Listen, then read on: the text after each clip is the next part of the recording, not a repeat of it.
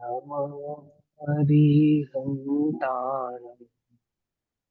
नमो सिद्धाणं नमो आयसीयाहणं नमो वज्रायाणं नमो लोये सवसाहुणम्।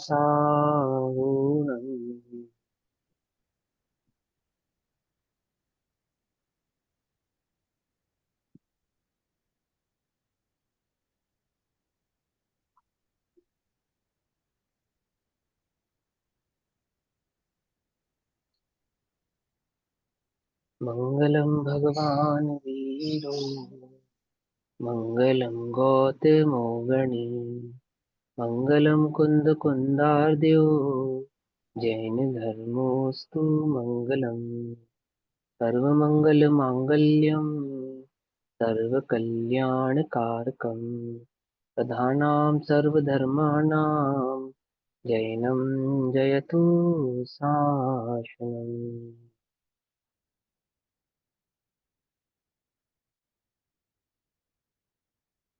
तज्जयति परं ज्योतिः समं समस्तैरनन्तपर्याये दर्पणतल इव सकला प्रतिफलति पदार्थमालिका यत्र।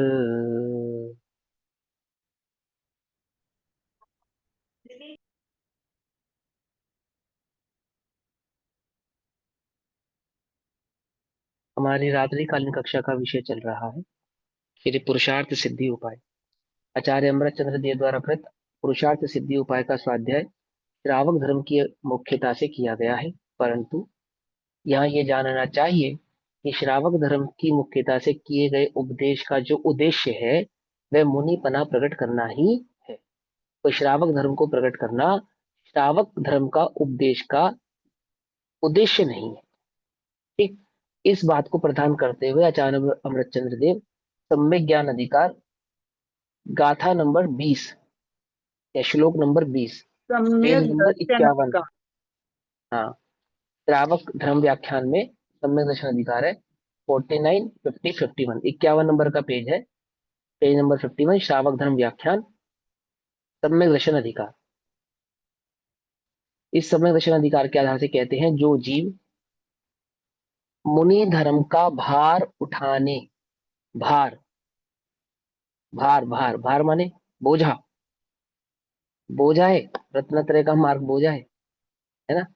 अज्ञानी को तो भार लगता है और ज्ञानी को भार नहीं लगता, परंतु ज्ञानी को क्या है, कठोर लगता है। कैसे कठोर लगता है, क्यों भार लगता है ज्ञानी को ये कठोर और भार, कि वो तिल मात्र भी, तिल तुष मात्र भी उसमें दोषारोपण नहीं करना चाहता।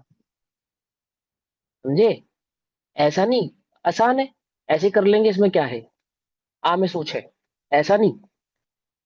क्या लगता है ज्ञानी को कि मैं ये जो ग्रहण करूंगा ना मुनि धर्म, इसमें मुझे तिल मात्र भी दोष नहीं लगाना है। ऐसा ऐसा जो उसके चित्त में इस धर्म के प्रति भाव है, श्रद्धान है, आदर है, समर्पण है। बात समझ में नहीं, समझ में आई? जब किसी का आदर हो, समर्पण हो, तो उसका वह कार्य करने में कितना अंदर में लगता है ना कि कोई त्रुटि ना हो जाए, छल ना ग्रहण किया जाए, दोष ना लगे, अतिचार ना लगे। उस अपेक्षा से भार कह रहे हैं। जीव मुनि धर्म का भार, कौन सा जीव, जो सम्यक दर्शन सहित है, उसकी बात है, जिसको रत्नत्रय का मार्ग समझ में आया है, जो सम्यक दर्शन ज्ञान चरित्राणी मोक्ष मार्ग के भाव को समझा है, और जिसने उस सम्यक दर्शन आदि भाव को ग्रहण किया है। ग्रहण करने के पश्चात मुनिराजों के उपदेश का उद्देश्य तो क्या है कि तू मुनिरत अंगीकार कर, परंतु हे प्रभु, आपके द्वारा बतलाया गया जो रत्नत्रय का मार्ग है, जो मेरे सुख का साधन है, ये जो मेरी मुक्ति का मार्ग है, इसे प्राप्त करने में मैं असमर्थ हूँ। असमर्थ हूँ। क्या असमर्थता है, शरीर से पालने में असमर्थता से भी अधिक जो असमर्थता उसे भाषित होती है, वह यह है कि मुझे प्रचुर स्व संवेदन भाव अभी प्रकट हुआ नहीं है। जो अनुभव प्रकट हुआ है ना, ये अनुभव कैसा होना चाहिए, प्रचुर स्व संवेदन भाव वाला होना चाहिए। प्रति अंतर मुहूर्त में छठा सातवां गुणस्थान प्रकट होवे, ऐसी प्रचुर स्व संवेदन संवेदनता वहां पे होनी चाहिए। मन वचन काया की परिणति भी है, उसका निषेध नहीं है ना। तो क्या कहते हैं, जो जीव मुनि धर्म का भार उठाने अर्थात अंगीकार करने में असमर्थ है, परिणामों की असमर्थता है, ध्येय की असमर्थता है ना। और मूल मूल असमर्थता तो परिणामों की ही है, मूल असमर्थता तो उपयोग की ही है। परिणामों की मुख्यता से किसको ग्रहण करना है यहाँ पे, उपयोग को ग्रहण करना। ठीक, उस उनके लिए आचार्य श्रावक धर्म का व्याख्यान करते हैं। श्रावक धर्म का व्याख्यान किसके लिए करते हैं, कि जो तुझे असमर्थता लग रही है, तेरी वे असमर्थता दूर हो। क्या कहा, जैसे तुम डॉक्टर के पास गए कि डॉक्टर साहब मुझे अमुक बीमारी थी, आपने मुझे उसका इलाज तो कर दिया, लेकिन अभी मुझे कमजोरी महसूस हो रही है। तो डॉक्टर क्या क्या बताता है तुमको कि अच्छा कमजोरी लग रही है, तो तुम एक काम करो, तुम कमजोरी में अमुक अमुक कार्य करना, अमुक अमुक दवा खाना। तो क्या होगा उसको अमुक दवा को खाने से और उस कार्य को करने से, कमजोरी बनी रहेगी है, क्या होगा, कमजोरी कमजोरी दूर हो जाएगी। दूर हो जाएगी। आहा, प्रभु ये कमजोरी है, मैं श्रावक धर्म को अंगीकार करना कर रखे बैठा हूं, मैं मुनि धर्म नहीं अंगीकार कर पा रहा। तो हम तुम्हें उपाय बतलाते हैं, क्या क्या उपाय बतलाएंगे श्रावक धर्म में बने रहने का, कमजोरी दूर करके वह मुनि पना तुम प्रकट कर सको, ऐसी सामर्थ्य प्रकट करने का उपाय बतलाएंगे श्रावक धर्म के माध्यम से। समझ में बात, कमजोर व्यक्ति को यदि आराम करने के लिए कहा जा रहा है, तो किस लिए कहा जा रहा है, ताकि उसकी कमजोरी और पुष्ट हो, है ना। इसके लिए तो कह रहे हैं कि उसकी कमजोरी दूर हो, उसके लिए कह रहे हैं। ऐसे ही हम तुम्हें श्रावक धर्म का उपदेश दे रहे हैं, तो किसके लिए दे रहे हैं, ताकि तुम श्रावक बने रहो, नहीं, किसके लिए दे रहे हैं, हम मुनि पना कैसे अंगीकार करें उसकी तैयारी, वह सामर्थ्य हमारे भीतर कैसे प्रकट हो, वह भाव समझाया जा रहा है। कौन सा, वह मुनि धर्म को प्रकट करने की सामर्थ्यता। कोई ऐसा समझ ले, है ना, ये तो बढ़िया है भैया, जैसे छोटे बच्चे होते हैं ना, वो बुखार बनाए रखना चाहते हैं, क्यों, क्योंकि स्कूल नहीं जाना, है ना। तो ऐसा ही वो बाल बुद्धि श्रावक है, जो उस श्रावक धर्म को सुनकर उसमें क्या हो गया है, संतुष्ट हो गया है। क्या नहीं चाहता वो, वह मुनि बनना चाहता नहीं है। तो ये उपदेश उसके लिए तो नहीं है, क्यों, उसके लिए है ये उपदेश, उसके लिए। छोटे बच्चों को भी हम जो रेस्ट कराते हैं, चलो बच्चा आज तुम पढ़ाई मत करो, आज तुम्हारी तबीयत खराब है, आज तुम पढ़ाई मत करो। तो क्यों मत करो, ताकि तुम कल अच्छे से पढ़ाई कर सको, तबीयत ठीक करके। ये जो पढ़ाई तुम आज नहीं कर रहे हो, आज तुम रेस्ट कर रहे हो, ये कार्य ये काम तुम कल और अच्छे से कर सको, यही भावना है ना, या कोई दूसरी भावना है। तो लोक में तो बड़ा चतुर है, लेकिन धर्म क्षेत्र में पता नहीं इसकी बुद्धि को क्या हो जाता है, अर्थ का अनर्थ ग्रहण करता है। देखो क्या कह रहे हैं, जो जीव मूल धर्म का भार उठाने में असमर्थ है, उनकी उस असमर्थता को दूर करने का उपाय, है ना, ये गर्भित है बात इसमें, बताने के लिए उनके लिए आचार्य श्रावक धर्म का व्याख्यान करते हैं। वहां श्रावक को धर्म ध्यान में क्या करना चाहिए, वह जो उसका कमजोरी है ना, जो उसकी असमर्थता है, वह असमर्थता दूर होगी, उसके लिए उसको क्या करना चाहिए, उसका व्याख्यान किया जा रहा है। तो श्लोक नंबर 20 में आचार्य देव कहते हैं,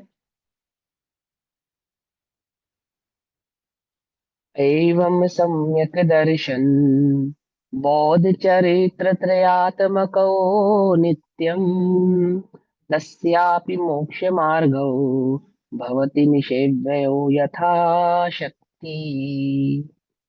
एवं इस प्रकार, तस्यापि उस गृहस्थ को भी, किस गृहस्थ को भी, ये उस गृहस्थ की बात है जिसको सम्यक दर्शन प्रकट हुआ है, और वह उस रत्नत्रय भाव रूपी शुद्धोपयोग भाव को मुनि व्रत को अंगीकार करना चाहता है, परंतु करने में असमर्थ है। समझे बात, समझे, देखो आपको मालूम, जो कोच होते हैं, कोच वो ट्रेनिंग देते हैं, तो किसको ट्रेनिंग देते हैं, कोच की ट्रेनिंग से कौन व्यक्ति वास्तविक अच्छा एथलीट बन पाता है, बोलो, किशोर, कोच की ट्रेनिंग। जो बनना चाहता। हाँ, जिसे ऑलरेडी आता है बट वो उसका एक्सपर्ट सौ नहीं है तो वो कितना नंबर एक्सपर्ट है? बन जाता है। नहीं नहीं, जिसको आता है वो नहीं दे। ये नेहा दीदी का उसको जरा ये फोन म्यूट कर। कर देना। नेहा दीदी का म्यूट सॉरी करो, सॉरी, हाँ। हाँ। कोई जो बात नहीं, कोई बात इच्छुक नहीं। होता है। हाँ, जो उस इच्छुक भाव को होता प्रकट करना चाहता है और यथाशक्ति उस कार्य को करता भी है, और फिर कोच उसको ट्रेन करता है। अब कोई ऐसा व्यक्ति चला जाए कि वो, उसकी इच्छा तो नहीं है कुछ करने की, अब आप कह रहे हो तो ठीक है भैया कर लेते हैं, तो उसकी इच्छा शक्ति के बिना कोच कुछ कर सकता है? कुछ भी नहीं कर सकता। कितना भी चाहे कुछ कर ही सकता नहीं है।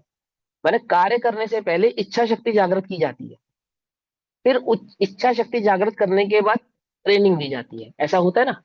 जो ये मोटिवेशनल स्पीकर होते हैं क्या करते हैं? उपाय बताते हैं आपको, है ये कोई उपाय उपाय नहीं बताते, ये सिर्फ आपकी इच्छा शक्ति जागृत करते हैं बस। जिसके चित्त में इच्छा शक्ति जागृत हो जाएगी, उसको उपाय बतलाने की जरूरत नहीं है, वो सारे उपाय खुद ही ढूंढ लेगा। पकड़ में नहीं पकड़ में? ये जगत में जो मोटिवेशनल स्पीकर हैं, ये क्या कर रहे हैं? ये आपके भीतर की इच्छा शक्ति जागृत करते हैं बस, और कुछ नहीं करते। एक ही काम है। जो वास्तविक स्पीकर होता है, जो सच्चा स्पीकर है, वो कभी भी आपको नहीं बताएगा कि ये चाबी इस ताले में लगेगी। कभी भी नहीं बताएगा। जो ये बता रहा है, इसका मतलब वो आपका भविष्य खराब कर रहा है। क्या समझे? अगर उसने ये बता दिया कि ये चाबी है और ये ताला है, वो क्या बतलाएगा? वो तुमको सारे उपाय बतलाएगा। ये प्रेरणा देगा कि तुम स्वयं उठो, चाबी ढूंढो, ताले में लगाओ और ताला खोलो। ये है वास्तविक स्पीकर। आई बात समझ में? ऐसे ही यहाँ, जिसको स्वयं वह सच्चा धर्म प्रकट हुआ है, मुनिव्रत अंगीकार करना चाहता है, नहीं कर पा रहा है, असमर्थता है, ऐसे उस जीव को मुनिव्रत अंगीकार करने की सामर्थ्यता प्रकट करने हेतु इस श्रावक धर्म का उपदेश किया जाता है। तो क्या कहते हैं? इस प्रकार उस उस गृहस्थ को भी यथाशक्ति अपनी शक्ति अनुसार कि प्रभु, रत्नत्रय ही मुझे प्रिय है, रत्नत्रय का मार्ग ही मैं अपनाना चाहता हूं, और आप जैसा रत्नत्रय भाव मुझे भी प्रकट हो, प्रकट करने में असमर्थ हूं, तो उसको कहते हैं कि सम्यक दर्शन बोध चरित्र त्रयात्मक। सम्यक दर्शन, सम्यक ज्ञान, सम्यक चारित्र, इन तीन भेद रूप, भेद है या अभेद है? भेद है या अभेद है ना? अभेद है। अभी इन अभेद रत्नत्रय को भेद रूपता से, यानी कि समझाने की अपेक्षा से, जब कह रहे हैं ना भेद रूप, तो भेद रूप कहने का तात्पर्य क्या है? कि वे रत्नत्रय का मार्ग समझाने की अपेक्षा से, समझाने की अपेक्षा से मुक्ति का मार्ग सर्वदा सेवन करने योग्य है। ये जो रत्नत्रय का मार्ग है ना, ये सदा कैसा है? सेवन करने योग्य। किसको? वह उस श्रावक को भी बतला रहे हैं यथाशक्ति अनुसार। अब इसमें दो बातें हमें समझनी चाहिए। एक, मुनिराज ये कह रहे हैं कि श्रावकों को भी यथाशक्ति अनुसार रत्नत्रय का मार्ग अनुसरण करना चाहिए। तो किसी को लोक में किसी को ऐसी मान्यता है, किसी का ऐसा अभिप्राय है कि श्रावकों के रत्नत्रय नहीं होते, अर्थात उनके दर्शन ज्ञान तो होता है, चारित्र नहीं होता। तो उनके इस शंका को निवारणार्थ ये भाव समझना चाहिए कि आचार्य देव ये प्रेरणा कर रहे हैं। क्यों कर रहे हैं? क्योंकि उनको पता है होते हैं, इसलिए तो कर रहे हैं कि हे श्रावको, तुम्हें भी अपनी यथाशक्ति अनुसार इस रत्नत्रय मार्ग को धारण करना चाहिए, अपनी शक्ति अनुसार। समझे या नहीं समझे? तो श्रावकों के भी रत्नत्रय होते हैं, एक बात। इसको कहते हैं रत्नत्रय।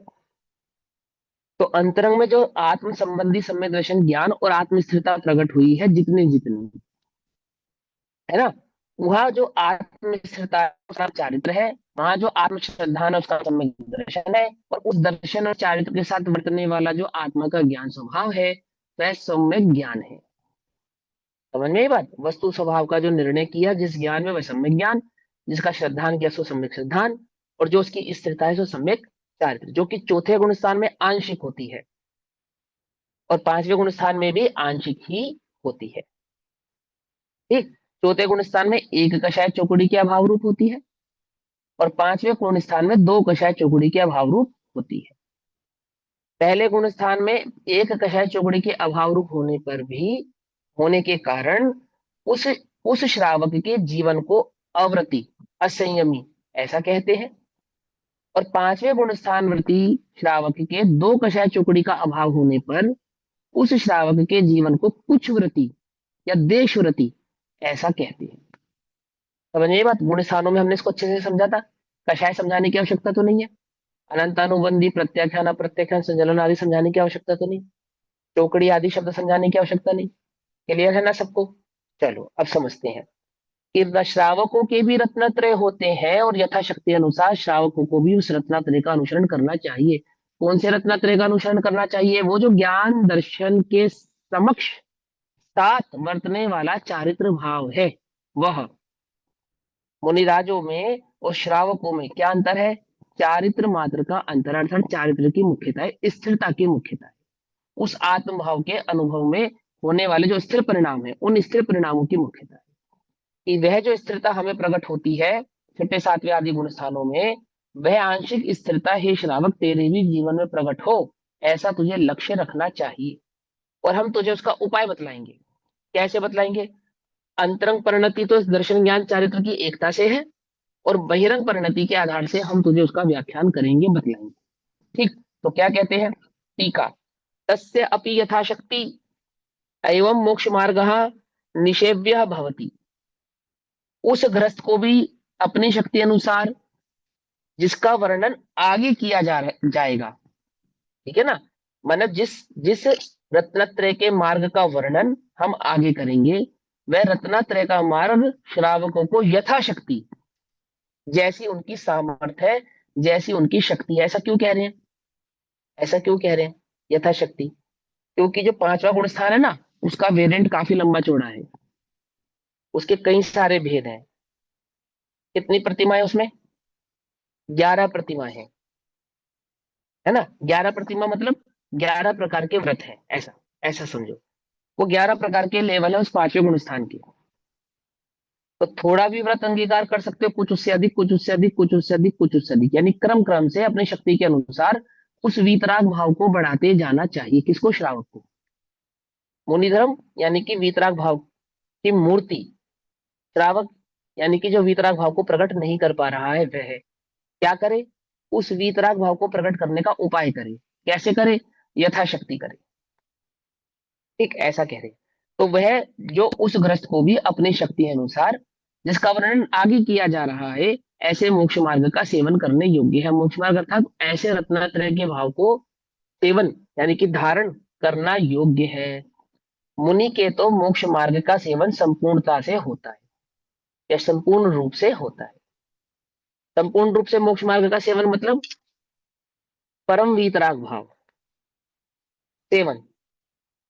क्या है मोक्ष मार्ग का सेवन मुनिराजों का? उनकी वीतराग परिणति, उनका दर्शन ज्ञान चारित्र भाव अंतरंग और बहिरंग दोनों कैसे हैं? वीतराग भाव वाले हैं। श्रावक के कैसे हैं? एक देश वीतराग भाव वाले हैं, आंशिक वीतराग भाव वाले हैं। कैसा? अंतरंग और बहिरंग, आंशिक वीतराग भाव। और गृहस्थ को भी अपनी शक्ति प्रमाण मोक्ष मार्ग का थोड़ा बहुत सेवन करना चाहिए। थोड़ा या बहुत है? थोड़ा या बहुत? बहुत करेंगे तो थोड़ा होगा। जितनी शक्ति हो है? अपनी शक्ति हाँ, अनुसार। तो श्रावक की शक्ति अनुसार जितना मैं बहुत ग्रहण कर सकूं, ऐसा। मुनिराजों की अपेक्षा से वो थोड़ा है, और श्रावक की अपेक्षा से उसको बहुत होना चाहिए। बहुत होना चाहिए अर्थात जितनी उसकी शक्ति है उतना वहन करेगा ना, तो अधिक से अधिक जितना धारण कर सके, उसको कह रहे थोड़ा बहुत। ठीक, थोड़ा बहुत सेवन करना चाहिए। कारण कि धर्म का कोई दूसरा अंग नहीं है। क्या कारण? कि इस एक वीतराग भाव के सिवा अन्य कोई और कोई अंग ही नहीं है। इस एक रत्नत्रय के मार्ग के सिवा अन्य कोई अंग नहीं है मोक्ष मार्ग का। यदि तुम्हें ऐसी मिथ्या कल्पना हो कि मेरा तो गृहस्थ में भी कल्याण हो जाएगा, तो बोले नहीं, वो मुनि बनने के सिवा दूसरा कोई मार्ग नहीं है। मुनि बनना इन सेंस उस वीतराग भाव को प्रकट किए बिना अन्य कोई दूसरा मार्ग नहीं है, नहीं है और नहीं है। इसलिए हे श्रावक, तुझे तैयारी करनी चाहिए। किसकी? उस मुनि धर्म को प्रकट करने की। भैया। आई बात समझ में? हाँ हाँ भैया, एक हाँ, क्वेश्चन, वो जो कहते हैं ना, वो मोक्ष मार्ग का सेवन यानी आत्मलीनता की बात हो रही है, राइट? मोक्ष मार्ग आत्मलीनता का की बात हो सेवन रही, बिल्कुल। हो रही, वो हाँ, उसका वो। आत्मलीनता, आत्मलीनता रत्नत्रय भाव, और उस आत्मलीनता को वीतराग भाव से समझाएंगे ना, तो अंतरंग और हम्म। बहिरंग दोनों भावों से समझाएंगे। देखो सुनो, आज अच्छा। दोपहर की कक्षा में भी ये भाव आया था कि किसी भी जीव को अगर छठा गुण स्थान सातवां गुण स्थान प्रकट करना है, किसी भी जीव को, तो वो छठा सातवां गुण स्थान प्रकट करने का मार्ग क्या है, मार्ग क्या है? तो बोलेंगे कि जो वास्तविक मार्ग है वो तो आत्म अनुभव में जो आत्म की अनुभूति है ना, उसकी स्थिरता है, वो तो है वास्तविक मार्ग। लेकिन उसके साथ रहने वाला एक सहचर भाव भी है, जिसके हुए बिना ये जो अंतरंग वितरक परिणति है छठे सातवें गुण स्थान वाली, वो प्रकट नहीं सकती। बोले क्या है वो है मुनि धर्म। आई बात समझ में? सम्यक दर्शन देवों को भी हो सकता है, त्रियंचों को भी हो सकता है, नारकियों को भी हो सकता है, मनुष्य की तो बात ही क्या है। फिर दूसरी बात, पांचवा गुण स्थान मनुष्य को और त्रियंचों को ही हो सकता है, परंतु किसको नहीं हो सकता? देव और नारकियों को हो नहीं सकता। समझ में आई बात? और उस आत्मानुभूति के साथ उस आत्मानुभव में बरतने वाली स्थिरता वाला जो छठा सातवां गुण स्थान है, वे एकमात्र मुनिराजों के ही होता है, गृहस्थों के होता नहीं है। आत्मानुभव तो होता है कि हाँ होता है, और आत्मानुभव की वे कुछ आंशिक स्थिरता भी होती है कि हाँ होती है, परंतु प्रचुर स्व संवेदन नहीं होता। और हे श्रावक, यदि तुझे वह प्रचुर स्व संवेदन का आस्वादन करना हो तो क्या करे? तुझे वह मुनिव्रत अंगीकार करने योग्य है, क्योंकि वह मुनिव्रत अंगीकार किए बिना प्रचुर स्व संवेदन भाव प्रकट होता नहीं है। कि नहीं, मैं अंतरंग से मुनि हो गया, अंतरंग से मुनि होना क्या नहीं है? काफी मुनि नहीं है। धर्म में। नहीं है। क्यों? क्रम है ना, उसका क्रम भंग नहीं हो सकता। तुम क्रम भंग करने के चक्कर में हो, और क्रम भंग करने का जो भाव है ना, वो किसको है? वो अज्ञानी को है, ज्ञानी को नहीं है। राग, जो राग भाव है, वह धर्म को प्रकट होने देता नहीं है ना। और राग के त्याग बिना धर्म प्रकट होता नहीं। तो जो मुनिपना है ना, वीतराग भाव, वो अंतरंग और बहिरंग दोनों ही प्रकार से राग आदि भाव के त्याग का लक्षण है, लक्षण है। समझ में बात? नहीं समझ में? देखो, लोक में एक बीमारी होती है, क्या बोलते हैं उसको, एक बड़ा अच्छा सा नाम है, मेरे माइंड से स्किप हो गया। और वो बच्चे दिमाग छोटे रह जाता है, बच्चा बच्चा दिमागी रह जाता है ना। ऑटिज्म। और autism, autism, autism, autism, autism एक बीमारी है, ऑटिज्म है ना। तो शरीर तो बढ़ता है, दिमाग नहीं बढ़ता है। तो तुम उसे बड़ा कहोगे या बच्चा कहोगे? क्या कहोगे बोलो? वो बच्चा है या बड़ा बच्चा बुद्धि। है? बच्चा बुद्धि है। उम्र हो जाए 16 वर्ष, 20 वर्ष, 21 वर्ष, 22 वर्ष, और जो माइंड है ना, वो 12 13 14 साल के बच्चे जितना रहता है बस। तो बोलो अब उसको हम क्या माने? तो बोले जैसे जैसे देह बड़ी है, वैसे वैसे माइंड का भी विकास होना जरूरी है, अनिवार्य है। पकड़ में ही बात? नहीं पकड़ में? होना चाहिए, नहीं होना चाहिए? ओ, ओ, ओ, ओ, एक तो माइंड का जब विकास होता है, माने हमारे हमारे दिमाग का, बुद्धि का जो विकास होता है, तो उसके साथ साथ हमारी उम्र बढ़ती है और दिमाग का विकास होता है। एक तो ये तरीका है। और एक क्या है कि मात्र उम्र बढ़े और विकास ना हो। तो ऐसी उम्र बढ़ने को कोई कार्यकारी मानता है या नहीं मानता है? कोई कार्यकारी नहीं मानता है। अब यदि तुम्हें वो वीतराग, परम वीतराग भाव प्रकट करना हो, तो क्या चाहिए? मुनि बने बिना प्रकट होने वाला नहीं, वो चारित्र परिणाम, वीतराग परिणाम, प्रचुर स्व संवेदन। और कोई छल ग्रहण कर ले कि लो मैं मुनि बन जाता हूं, अब तो मुझे प्रचुर स्व संवेदन हो जाएगा ना, तो ऐसा भी नहीं है कि आप मुनि हो गए इसलिए आपको प्रचुर स्व संवेदन हो जाएगा, ऐसा नहीं। तो आंतरिक विशुद्धि तो चाहिए ही चाहिए, उसका तो निषेध ही नहीं है। लेकिन वह आंतरिक शुद्धि के साथ साथ वह मुनि धर्म के बिना तो प्रकट होता नहीं। पकड़ में आ रही बात? नहीं पकड़ में आ रही? अविनाभावी संबंध समझ पा रहे हैं इन दोनों का? है ना?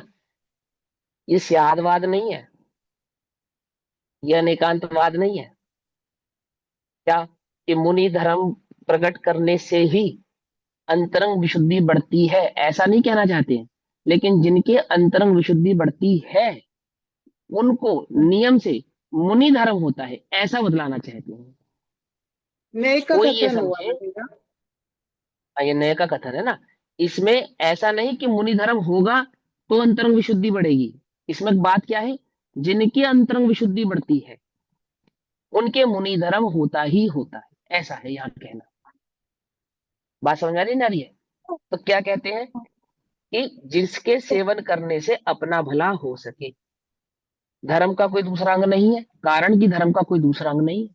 इस रत्नत्रय भाव के सिवा, इस रत्नत्रय मार्ग के सिवा अन्य कोई धर्म का दूसरा अंग नहीं है, और जिसके सेवन करने से अपना भला हो सके। कैसा है वह मोक्ष मार्ग? वह मोक्ष मार्ग सम्यक दर्शन बोध चरित्र त्रयात्मका, अर्थात सम्यक दर्शन ज्ञान और सम्यक चारित्र का त्रिक जिसका स्वरूप है, जो रत्नत्रय स्वरूप है, जो तीन रतन वाला है, दर्शन ज्ञान और चारित्र।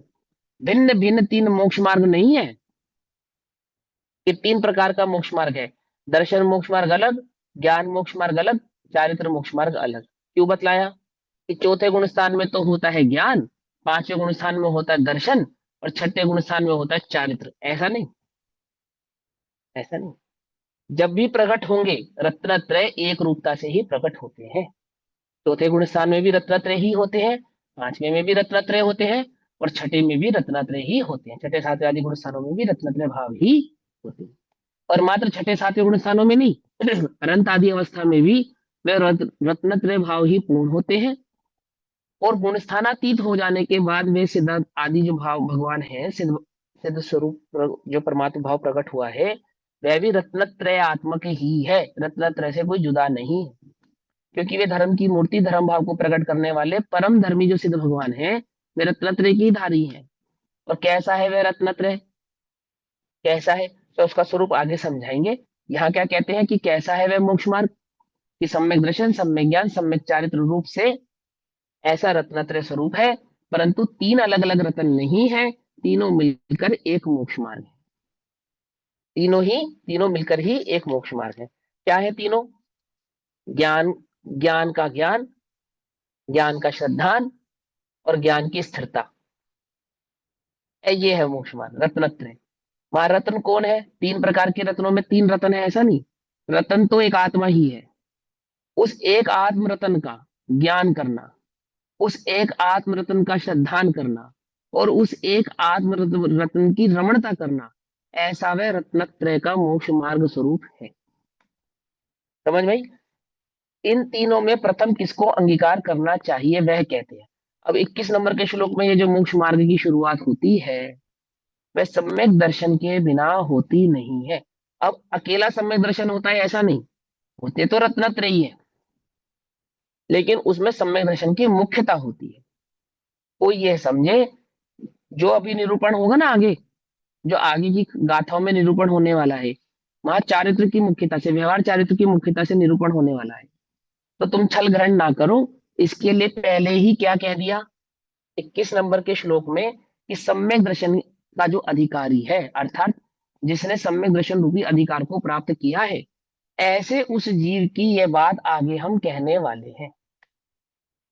आई बात समझ नहीं? देखो, एक क्वालिफिकेशन होती है ना, कि आमुक एग्जाम देने के लिए, आमुक कार्य करने के लिए कम से कम मिनिमम इतनी क्वालिफिकेशन तो चाहिए ही चाहिए, ऐसा होता है ना। उसके बाद तुम जो आगे की एग्जाम दोगे उसमें पास होगे, सीट मिलेगी, आगे आगे वो तो बात है। जैसे एसएसबी आदि के एग्जाम देने पड़ते हैं, आईएएस के देते हम, देते ना, तो उसमें एक मिनिमम क्वालिफिकेशन होती है। क्या है कि आप, मतलब ग्रेजुएट मिनिमम आपको होना ही अनिवार्य है। ऐसा नहीं 6th 7th क्लास पास करके मैंने आईएएस का एग्जाम दे दिया, ऐसा नहीं कर सकता मैं। या एसएसबी की तैयारी करने लग गया, ऐसा नहीं। तैयारी कर सकता हूँ, एग्जाम नहीं दे सकता। एलिजिबिलिटी, एलिजिबिलिटी उस जिस चारित्र धर्म का हम आगे स्वरूप बदलने वाले हैं, जिस वीतराग भाव का स्वरूप हम आगे बतलाने जा रहे हैं, जिस श्रावक धर्म की मुख्यता से इस मुनि धर्म को हम कहने वाले हैं। क्या कहा मैंने? जिस श्रावक धर्म को की मुख्यता से, श्रावक धर्म की मुख्यता से मुनि धर्म को आचार्य देव हमको बतलाने वाले, समझाने वाले हैं, उसकी एलिजिबिलिटी के लिए सम्यक दर्शन होना तो अनिवार्य ही है। पहला। सम्यक दर्शन के बिना तो ये मार्ग शुरू होता नहीं, ऐसा कहेंगे। तो क्या कहते हैं, इन तीनों में प्रथम किसको अंगीकार करना चाहिए? जिन्हें भी मुनिधर्म अंगीकार करना हो, जिन्हें भी रत्नत्रय मार्ग अंगीकार करना हो, जिन्हें उस शुद्धोपयोग को प्राप्त करना हो, ऐसे जीवों को सर्वप्रथम सम्यक दर्शन होना तो अनिवार्य ही है। बिना सम्यक दर्शन के तो मोक्ष मार्ग शुरू होता नहीं है। तत्रादो सम्यक समुपाश्रयणीयम किल यत्नेन तस्मिन् सत्यैव तस्मिन् सत्येव यतो भवति ज्ञानं चरित्रं च। तत्रादौ, इन तीनों में प्रथम, किन तीनों में? दर्शन, ज्ञान और चारित्र में, दर्शन, ज्ञान और चारित्र के भेद से जिस मोक्ष मार्ग का निरूपण हम आपको करने वाले हैं, समझ में बात? नहीं समझ में? क्या कहा? लाइन का अर्थ क्या है कि दर्शन, ज्ञान और चारित्र के भेद से जिस मोक्ष मार्ग का निरूपण हम आपके समक्ष करेंगे, उस रत्नात्रय के मार्ग में सर्वप्रथम सम्यक दर्शन होना तो अनिवार्य है। तीन भेद करके कहेंगे, तीन भेद नहीं है, एक ही है। और वहां चारित्र के अंतर से, है ना, दर्शन ज्ञान चारित्र ऐसा भेद करके कहा। और इस भेद के आधार से जिस प्रकार का मोक्ष मार्ग, जो मोक्ष मार्ग का निरूपण हम आपके समक्ष करने वाले हैं, जिस मुनि धर्म को अंगीकार करने की सामर्थ्यता के लिए उस श्रावक धर्म का उपदेश हम आपको देने वाले हैं, उस श्रावक धर्म की जो शुरुआत है वह सर्वप्रथम कहां से होती है? इन तीनों में प्रथम समस्त प्रकार सावधानी पूर्वक यत्न से, समस्त प्रकार, समस्त प्रकार माने सभी प्रकार से, हर प्रकार से, हर प्रकार से मतलब मात्र व्यवहार नहीं, निश्चय से भी, पकड़ में बात, ऐसा कहते हैं। सर्व प्रकार का मतलब समझ में ही बात। जैसे किसी ने कहा कि देखो भैया, मैं कुदेव को, गुरु को, शास्त्र आदि को देव नहीं मानता, गुरु नहीं मानता, शास्त्र नहीं मानता, एकमात्र अरिहंत भगवान को ही भगवान मानता हूँ, दिगंबर मुनिराजों को ही मुनि मानता हूँ, और जिनवाणी को ही सद धर्म का स्वरूप बतलाने वाला मार्ग मानता हूँ। ठीक, मैं रात्रि भोजन आदि नहीं करता, किसी भी प्रकार के पांच आदि पापों में मैं एक देश रूप से लिप्त नहीं, एक देश रूप भाव मेरे साथ है, अन्य भावों से मैं लिप्त नहीं हूँ। सप्त व्यसन आदि, तीन आत्मकार आदि का मुझे त्याग है। और ऐसे सप्त व्यसन, तीन मकार आदि त्याग और देवशास्त्र गुरु के श्रद्धान के साथ मुझे सम्यक दर्शन हो गया, तो अब मैं मुनि धर्म का अंगीकार करने वाला हूँ, श्रावक धर्म को समझने वाला ऐसा श्रावक एलिजिबल हो गया या नहीं हो गया? मेरी एलिजिबिलिटी तो हो गई ना, क्योंकि मैंने तीन मकार का त्याग, सप्त व्यसन का त्याग, रात्रि भोजन आदि का त्याग और देवशास्त्र गुरु का श्रद्धान, ये मैंने किया है। तो कहते हैं कि देखो भाई, इतना किया तो शाबाश, परंतु ये सर्व प्रकार से नहीं हुआ। बोले सर्व प्रकार से कैसे नहीं हुआ? बोले मन वचन काया से तो हो गया, लेकिन आत्मानुभूति तो अभी हुई नहीं ना। आत्मानुभूति भी साथ में प्रकट होवे, एक कषाय चौकड़ी का अभाव प्रकट होवे, अनंतानुबंधी का अभाव वहां होवे, तो यह सर्व प्रकार से मानने योग्य होता है। समझे? इसको कहते हैं सर्व प्रकार। तो क्या कहते हैं देखो, इन तीनों में प्रथम समस्त प्रकार सावधानी पूर्वक यत्न से सम्यक्तम, सम्यक दर्शन को समुपाश्रयणीयम भली प्रकार अंगीकार करना चाहिए।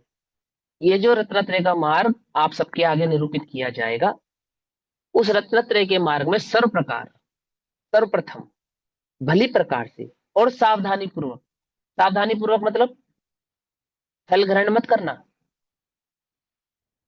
छल से नहीं, सावधानी से, विवेकपूर्ण।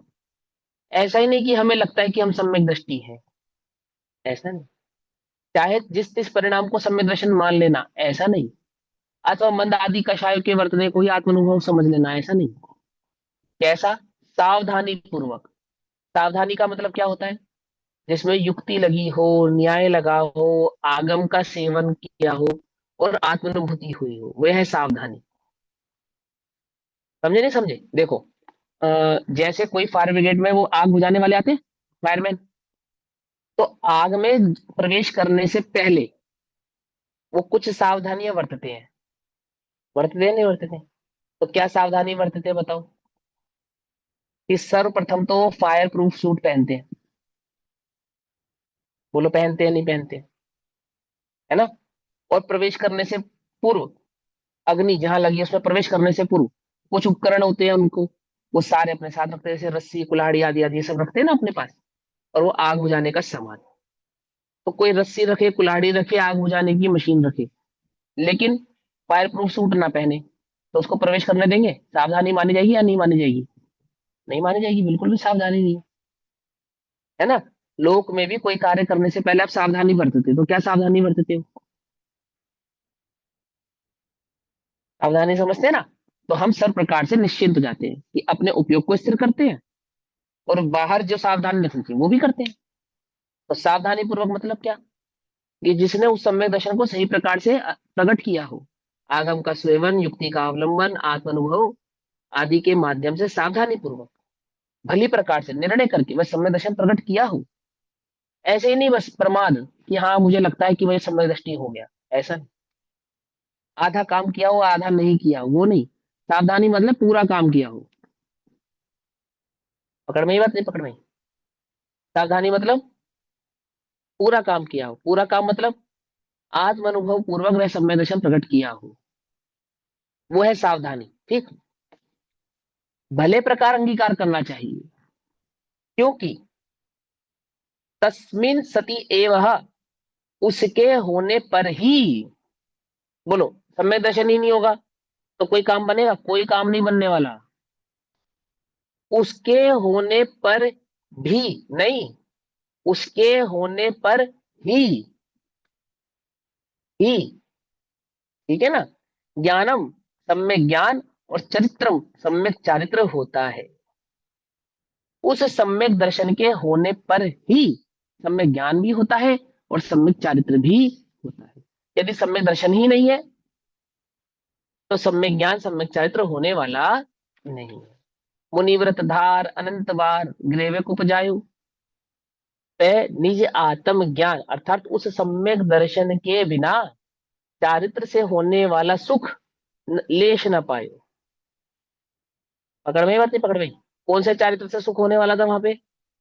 28 मूल गुणों से, 22 परिचय से, है ना? वास्तविक इनसे जो चारित्र है, कि सम्यक वहां ज्ञान से। वास्तव वास्तविक चारित्र जो आत्मानुभूति से वीतराग परिणति, हाँ, शुद्धोपयोग रूपी जो वीतराग परिणति थी, उससे सुख उत्पन्न होने वाला था। और वो वीतराग परिणति शुद्धोपयोग स्वरूप आत्मानुभव प्रचुर से संवेदन क्यों प्रकट नहीं हुआ मुनिव्रत अंगीकार करने पर भी? क्योंकि सावधानी पूर्वक सर्वप्रथम जो सम्यक दर्शन ग्रहण करना चाहिए था वो ग्रहण ही नहीं किया। समझे नहीं समझे? इसलिए वह मुनिव्रत अंगीकार करने के पश्चात भी क्या नहीं हुआ? सुख लेश ना पाए।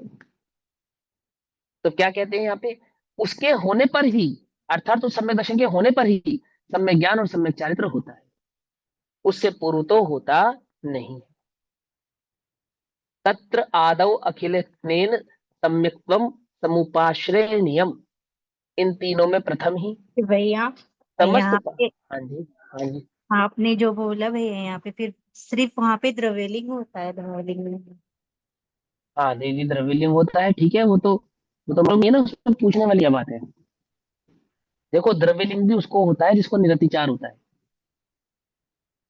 जिसको निरतिचार नहीं नहीं होता उसको द्रव्यलिंग भी नहीं होता है। नहीं, तो उसे भावलिंग नहीं होने के कारण सुख नहीं होता है ना, खाली द्रव्यलिंग होता है ऐसा हाँ, है। हाँ, हाँ, हाँ।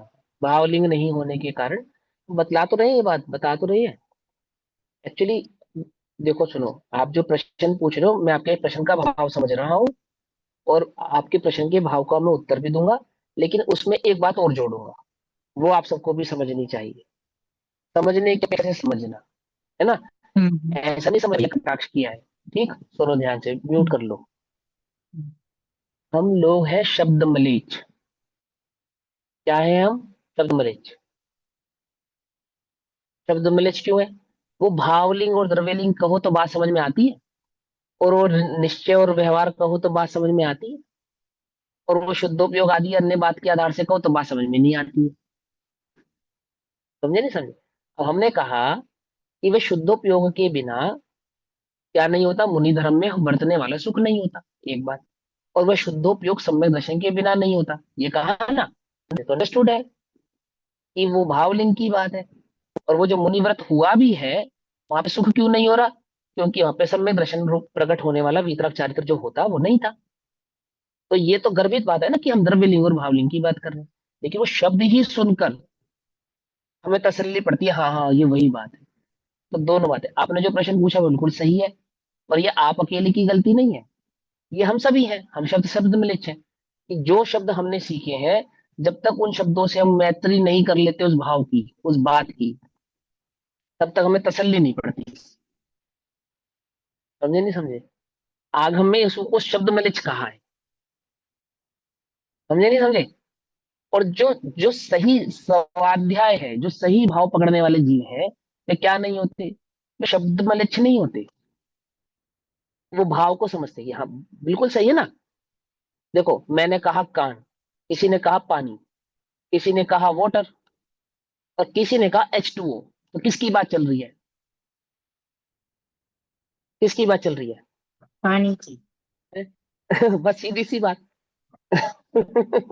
फिर साथ में किसी ने ये कहा वाटर, पानी, H2O के बाद कि एक खारा होता है, एक मीठा होता है। कि भैया नमक की बात कर रहे हो या चीनी की? अरे भैया गजब हो गया। अभी तुमको बोला ना, हम पानी की बात कर रहे हैं, वो पानी की क्वालिटी समझा रहे, खारा और मीठा। समझे? जैसे किसी ने कहा कि अमुक जगह का पानी खारा है, तो तुम्हारे दिमाग में पानी आता है ना, नमक तो नहीं आता ना। ऐसा आता है नहीं आता है ना? देखो कितने लोक में शब्द मलिच्छ नहीं हम, लेकिन यहाँ धर्म क्षेत्र में, यहाँ तो वही शब्द कहो, उसी से बात पकड़ में आएगी, हमें वही समझ में आएगा। ऐसा नहीं होना चाहिए, एकदम सर्वांगीण भाव से अच्छे से उसको पकड़ में आना चाहिए, अच्छे से समझ में आना चाहिए। ऐसा, तो ऐसा देखो, अपने ऊपर नहीं लेना बात, है ना। और मैंने ये बात समझाने के लिए इसलिए कही कि शब्द मलिच्छता से बाहर निकल कर आओ। सर्वथा, सर्व जगह उसे द्रव्यलिंग नहीं कहेंगे। कहीं कुछ कहेंगे, कहीं कुछ कहेंगे। और आपको भाव समझ में आना चाहिए, आपको बात पकड़ में आनी चाहिए। ऐसा ठीक। क्यों ऐसा क्यों होता है? क्योंकि जो प्रासंगिक विषय होता है ना, प्रासंगिक माने प्रस्तुत विषय होता है, वो उन्हीं पुराने शब्दों को समझाने के चक्कर में उलझता है, उससे उलझता है वो। और हमें विषय को उलझाना है या सुलझाना है? हमें तो सुलझाना है। तो सुलझेगा कब? जब हम भाव पकड़ेंगे तब। ऐसा, कई बार हम किसी से चर्चा भी करते हैं ना, पर्सनली भी, तो वही शब्द मलिच्छता बहुत होती है कि वहां ऐसा है, वहां ऐसा है, वहां ऐसा। अब इतने शब्द गिनाते हैं, सबका मतलब तो वही होता है। समझे? कहीं आत्मानुभूति कहा, कहीं शुद्धोपयोग कहा। तो क्या अंतर है आत्मानुभव और शुद्धोपयोग में? और अब बात गजब की यह है कि एक जगह तो कोई अंतर नहीं है, और एक जगह अंतर भी है। कहीं कहीं पे शुद्धोपयोग मात्र मुनिराजों के लिए इस्तेमाल किया जाने वाला शब्द है, और कहीं कहीं पे शुद्धोपयोग आत्मानुभूति के साथ भी बरतने वाला शब्द है। और हमें प्रसंग समझ में आना चाहिए कि किसकी चर्चा चल रही है, वहां उसको यथानुसार लगा लेना चाहिए। ठीक है। लेकिन हमें क्या लगता है कि नहीं, वो श्रावक का आत्मानुभव तो शुद्धोपयोग नहीं है, और मुनिराजों का जो आत्मानुभव है वो शुद्धोपयोग है। बात समझ में आती नहीं आती है? और बात सही भी है, कहीं पे ऐसा कहा भी है, लेकिन कहीं पे दोनों बातें भी कही हैं। तो हमें भाव समझ में आना चाहिए। अब ऐसे यहां समझते हैं, देखो क्या कहते हैं। तत् ऐसा सुनकर आप अपने प्रश्न पूछना बंद ना करें, और बिल्कुल भी घबराने की आवश्यकता नहीं है। मैंने ये बात सिर्फ इसलिए कही ताकि हम थोड़ा फोकस होकर पढ़ें। ठीक। हाँ। तत्र आदौ अखिल यत्नेन सम्यक्त्वं समुपाश्रयणीयम्, अर्थात इन तीनों में प्रथम ही समस्त उपायों से जिस प्रकार भी बन सके, समस्त उपायों से जिस प्रकार भी बन सके, वो तो भैया जब होना है तब होगा, स्वकाल में होता है। क्यों भैया? सम्यक दर्शन कब प्रकट करने वाले हो? भैया हम कौन है सम्यक दर्शन प्रकट करने वाले? वो तो जब होना है ना, तब होगा। भगवान के केवल ज्ञान में झलका है। जिस क्षेत्र में, जिस काल में, जिस समय उस सम्यक दर्शन की पर्याय प्रकट होने वाली होगी, उस समय, उस क्षेत्र में, उस काल में वह सम्यक दर्शन मुझे पेड़ से टपके हुए आम की भांति प्रकट हो जाएगा। मैं सो रहूंगा और मुझे सम्यक दर्शन हो जाएगा नींद में, क्योंकि वो काल निश्चित है ना। अब उल्टा नहीं पकड़ना। देखो क्या कहते हैं, मैं क्या कह रहा हूँ, पंडित टोडरमल जी कह रही है बात, ये टीका पंडित टोडरमल जी ने लिखी है। जिन पंडित टोडरमल जी ने ये कहा है कि तेरा कर्तव्य तो एकमात्र तत्व अभ्यास करना है, और वह सम्यक दर्शन कब प्रकट होता है, आत्मानुभव कब प्रकट होता है, कि जब होना होता आप वो प्रकट होता है। वे पंडित टोडरमल जी इसकी टीका में ये कह रहे हैं, इन तीनों में प्रथम ही समस्त उपायों से सम्यक दर्शन क्या उपायों से प्रकट होता है? और जिस प्रकार भी बन सके, ये तो कर्ता बुद्धि हो गई, कर्ता बुद्धि वाले को तो सम्यक दर्शन प्रकट ही नहीं होगा भैया, कैसी बात कर रहे हो आप। सम्यक दर्शन तो उसको प्रकट होता है जो सम्यक दर्शन प्रकट करना नहीं चाहता। क्यों भाई, है ना, ऐसा ही है ना। सम्यक दर्शन तो भैया सहज रहने वालों को प्रकट होता है, बस ज्ञाता दृष्टा बने लो, बस वो तो अपने आप प्रकट हो जाएगा। समझ में आई बात, नहीं समझ में आई? ऐसा ऐसा लगता है अपने को, नहीं लगता है? ये तो जब होना तब हो जाएगा। और बात तो सच्ची होगा तो स्वकाल में ही। जीव का तो उसमें कोई कर्तव्य नहीं है या नहीं है? बोलो, है या नहीं है? है। तत्व अभ्यास करना है। तत्व ज्ञान के लिए आगे बढ़ना है, उसके सच्चा अब शुद्धान देखो, करना है। देखो इसमें मैं ये पंडित टोडरमल जी की टीका है, ध्यान से समझना। उन्होंने लिखा है, इन तीनों में प्रथम ही समस्त उपायों से, उपाय कर रहे हो या नहीं कर रहे हो सम्यक दर्शन प्रकट करने का? हम कोई उपाय नहीं कर रहे, हम तो ज्ञाता दृष्टा है, बस अपने आप हो जाएगा। और जिस प्रकार भी बन सके, जिस प्रकार भी बन सके, क्या मतलब है इसका, जिस प्रकार भी बन सके? क्या, जैसे तुम अपने किसी सहकर्मी को क्या कहो, हमें नहीं मालूम ये काम कैसे होगा, हमें तो इतने बजे ये काम चाहिए। बोलो, ऐसा कहते हो नहीं कहते हो? तुम कैसे करोगे हमें नहीं पता, तुम रात को जागो, तुम ऊंट पे बैठो, तुम घोड़े पे बैठो, तुम क्या करोगे क्या नहीं करोगे हमें नहीं मालूम, भूखे रहो प्यासे रहो रोटी खाओ नाचो कूदो खेलो जो मर्जी करो, पर हमें तो ये काम चाहिए, मतलब चाहिए। ऐसा कहते नहीं कहते? कहते हैं ना। हाँ। जो लोग कॉर्पोरेट सेक्टर में होंगे ना, वो तो बहुत अच्छे से समझ सकते हैं। है ना, वर्कलोड होता है ना टाइम डेडलाइन के साथ, ये हमें तो ये इतने बजे चाहिए ही चाहिए। ऐसे ही देखो क्या कहते हैं, जिस प्रकार भी बन सके उस प्रकार सम्यक दर्शन अंगीकार करना चाहिए। जिस प्रकार भी बन सके, प्रमादी के सम्यक दर्शन नहीं होता है, पुरुषार्थी के सम्यक दर्शन होता है। क्या कहा, स्वच्छंदी के नहीं होता है, स्वतंत्र वस्तु स्वरूप को जानने वाले के होता है, कर्ता बुद्धि वाले के नहीं होता है, सहज ज्ञाता के ही होता है। लेकिन सहज ज्ञाता व स्वतंत्र वस्तु स्वरूप को जानने वाला सम्यक पुरुषार्थी होता है, निश्चयभाषी प्रमादी स्वच्छंदी नहीं होता है। समझे? तो क्या कहते हैं, इन तीनों में प्रथम ही, किन तीनों में? सम्यक दर्शन ज्ञान चारित्र रूप जो रत्नत्रय का मार्ग है, उस रत्नत्रय के मार्ग में सर्वप्रथम ही जिस प्रकार भी बने उस प्रकार सम्यक दर्शन अंगीकार करना चाहिए। इसके प्राप्त होने पर अवश्य ही मोक्ष मत प्राप्त होता है। इस सम्यक दर्शन के प्राप्त होने पर अवश्य ही क्या होता है, मोक्ष पद प्राप्त होता है। तो ये तो पक्की बात है कि आत्मानुभूति से प्रकट होने वाले सम्यक दर्शन की बात हो रही है, व्यवहार सम्यक दर्शन की यहाँ बात हो रही नहीं। क्योंकि मोक्ष पद प्राप्त होता है, निश्चय ही प्राप्त होता है, ये बात कही जा रही है, अवश्य ही।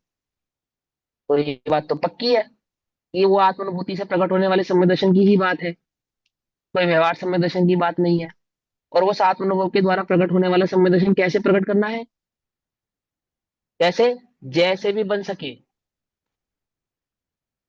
अवश्य ही सर्वप्रथम प्रकट करना चाहिए। और इसके बिना सर्वथा क्या नहीं होता, मोक्ष होता नहीं है। इस सम्यक दर्शन के बिना मोक्ष होता नहीं। ठीक, 9 अंग 11 पूर्व का पाठी, उसके सम्यक दर्शन नहीं है, कैसी बात कर रहे हो? बिना देवशास्त्र गुरु के श्रद्धान के उसको सम्यक दर्शन नहीं हुआ होगा? वो देवशास्त्र गुरु के श्रद्धान के बिना वो 9 अंग 11 पूर्व का पाठी हो गया होगा? देखो, है ना गजब की बात। चरणान योग की अपेक्षा से वह सम्यक दृष्टि है, परंतु मोक्ष मार्ग में जिसको सम्यक दृष्टि स्वीकार किया गया है, ऐसा सम्यक दृष्टि वह नहीं है। और जिसको मोक्ष मार्ग में सम्यक दृष्टि स्वीकार किया गया है, ऐसे आत्मानुभूति के साथ प्रकट होने वाले उस सम्यक दर्शन की बात यहाँ है कि सर्वप्रथम ही जैसे भी बने एक सम्यक दर्शन अंगीकार करना चाहिए। अंगीकार करना चाहिए अर्थात प्रकट करना चाहिए। अब वहां सम्यक दर्शन कहकर आत्मानुभव प्रकट करना चाहिए, ऐसा कह रहे हैं। ठीक, यह स्वरूप की प्राप्ति का अद्वितीय कारण है। अद्वितीय, अद्वितीय अर्थात इसके जैसा कोई दूसरा कारण नहीं है, एकमात्र कारण है, ऐसा कह रहे हैं। अद्वितीय माने एकमात्र, जिसका कोई दूसरा रूप ना हो। अद्वितीय, अ माने नहीं, द्वितीय माने दूसरा, ऐसा। अतः इसके अंगीकार करने में किंचित मात्र भी कुछ दिखाई नहीं दे रहा मुझे, क्या लिखा है? किंचित मात्र भी प्रमाद करना। नहीं करना। आई बात समझ में?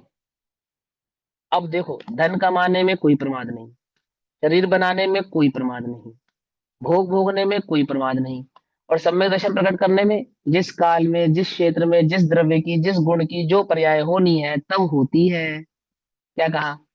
सम्यक दर्शन प्रकट करने के नाम पे तो स्वतंत्र और सहज हो जाता है, और पांच इंद्रिय के विषय आदि भोग भोगने पर पुरुषार्थी हो जाता है। तो क्या कहते हैं उसको?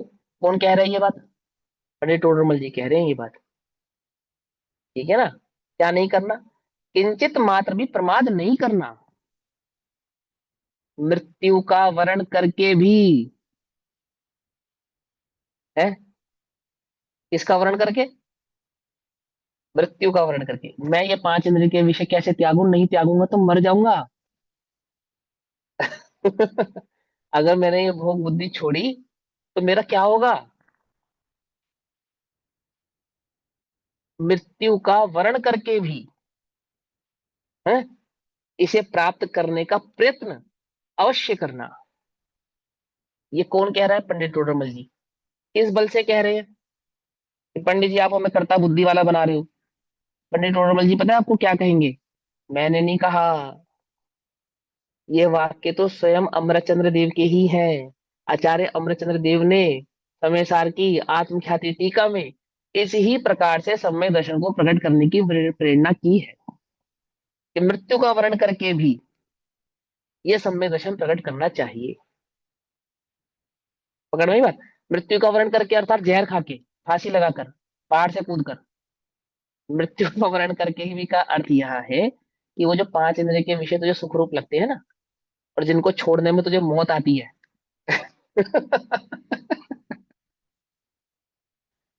वो मौत स्वीकार कर लेना, परंतु सम्यक दर्शन अंगीकार कर लेना, ऐसा कह रहे हैं वो। एक, समझे या नहीं समझे? वो जो की बुद्धि छोड़ने में, पांच इंद्रिय के विषय भोगों की बुद्धि छोड़ने में, है ना, योग उपयोग जो भ्रष्ट होते हैं उनको अपने उपयोग को वहां से हटाने में मौत आती नहीं आती है? आती है ना? एक दो चार घंटे मोबाइल ना चलाना पड़े, या कहीं खो जाए, थोड़ा बहुत धन का नुकसान हो जावे, दो चार घंटे दुकानदारी ना चल पावे, मन के हिसाब का भोजन ना मिल पावे, स्पर्शन आदि के हिसाब के गद्दे आदि ना मिल पावे, लाइट चली जावे तो एसी बंद हो जावे, है, लाखों मच्छर झूमने लगे, तो क्या आती है? क्या आती है? बहुत आती है। मन के मुताबिक के वस्त्र ना मिले, मन के मुताबिक का भोजन ना मिले, मन के मुताबिक की गाड़ी ना मिले, पड़ोसी का धन बढ़ता हो अपना घटता हो, पड़ोसी का रूप बढ़ता हो अपना घटता हो, तो क्या आती है? अमुक का विषय पुण्य बढ़ता हो अपना घटता हो, तो क्या आती है? पूछो अपने आप से, क्या आती है? मौत आती है।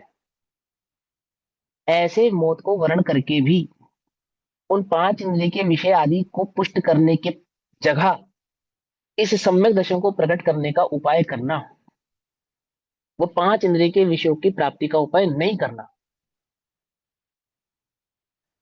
समझ में आई बात? नहीं समझ में आई? इसको कहते हैं मृत्यु का वर्ण करके भी। इसे कहते हैं मृत्यु का वर्ण करके। कोई जहर खाने से, फांसी पे लटक जाने से, पहाड़ से कूद जाने से तुम्हें सम्यक दर्शन नहीं हुआ?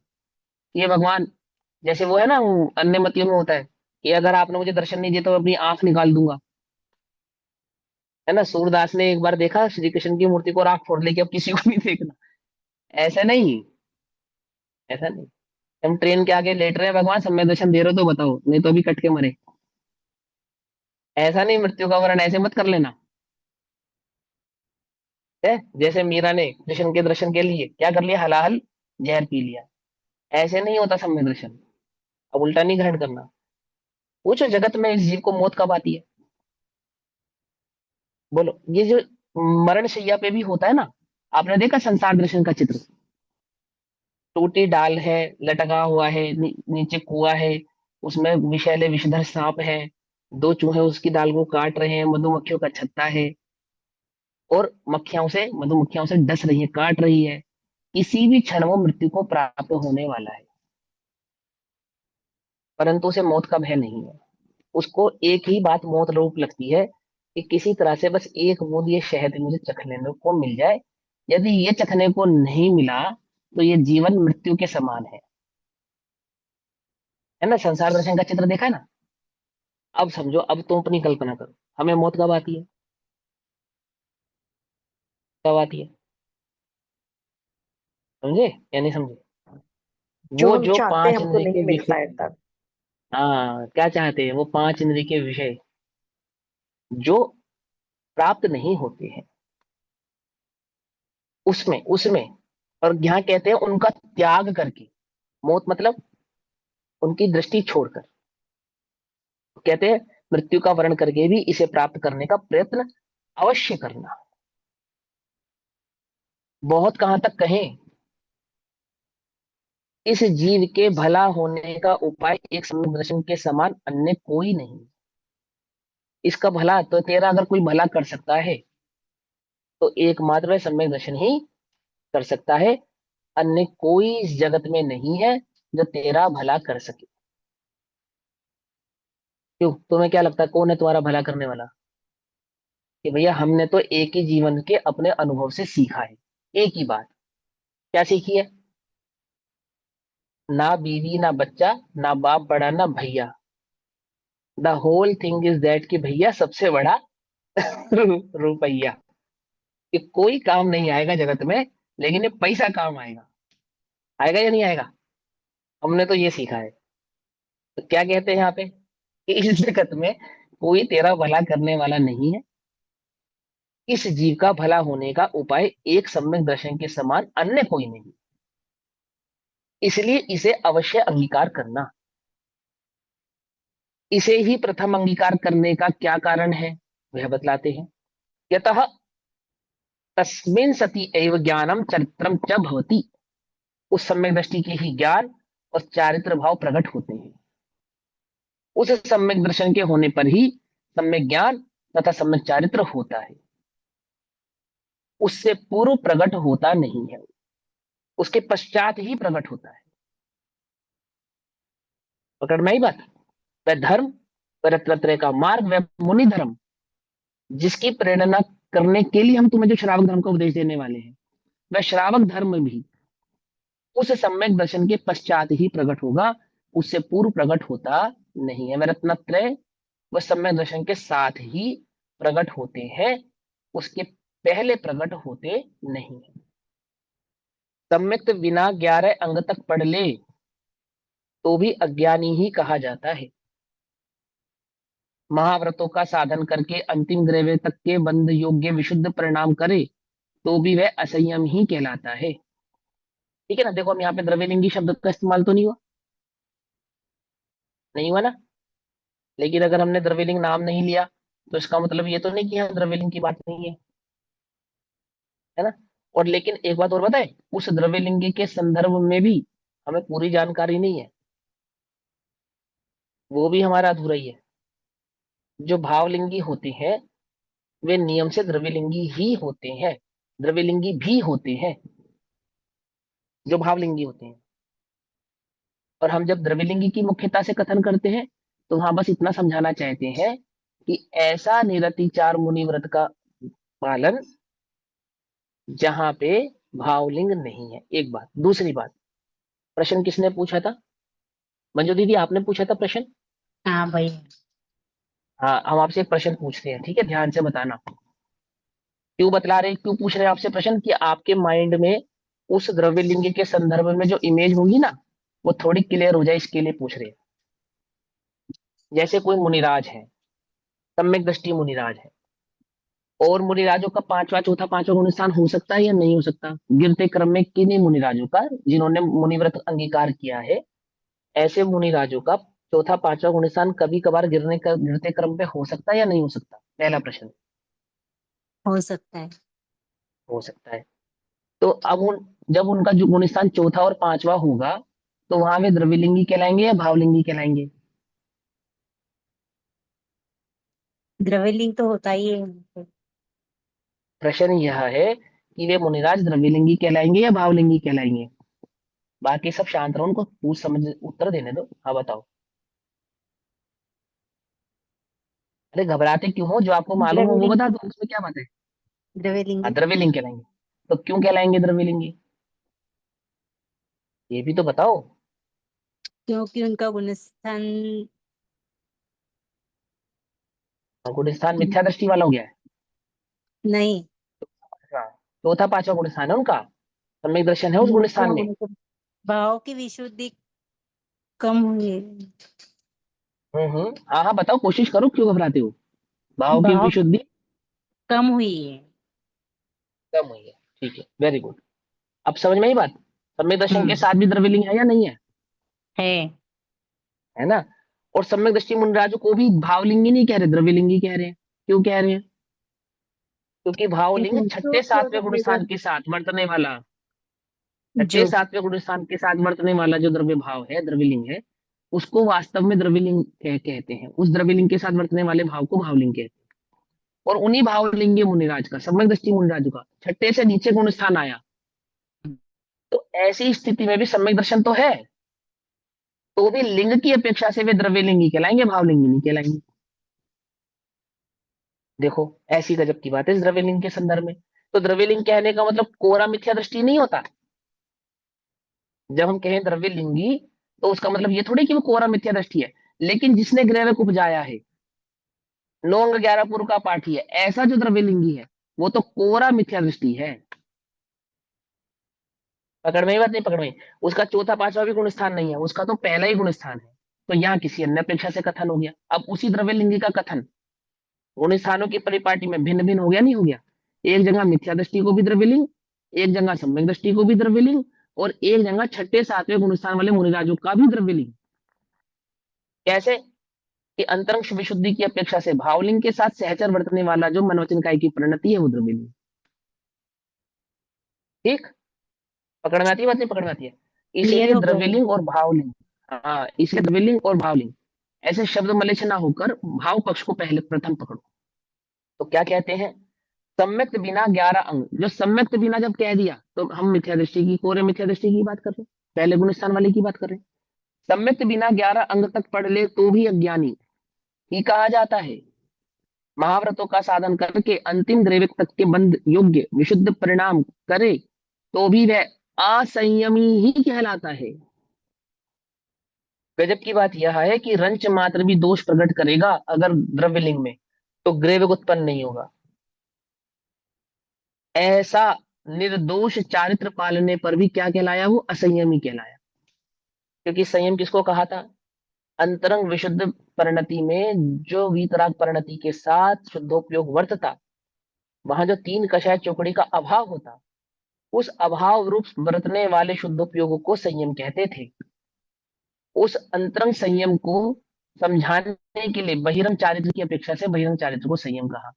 साथ रहने वाला था ना वो उसके, लेकिन साथ रहने वाला तो आया और अंदर का भाव नहीं आया, तो क्या नहीं हुआ उस जीव को, क्या नहीं हुआ, असंयम ही कहलाया, संयम नहीं हुआ। तथा सम्यक सहित जितना भी जाननपना हुए, चाहे चौथे गुण स्थान वाला हो, चाहे पांचवें गुण स्थान वाला हो, चाहे ऊपर के गुण स्थान वाला हो, सम्यक दर्शन है। उस सम्यक दर्शन के साथ जो भी जानना हो रहा है और जितना भी जानना हो रहा है, उन सभी का नाम सम्यक ज्ञान है।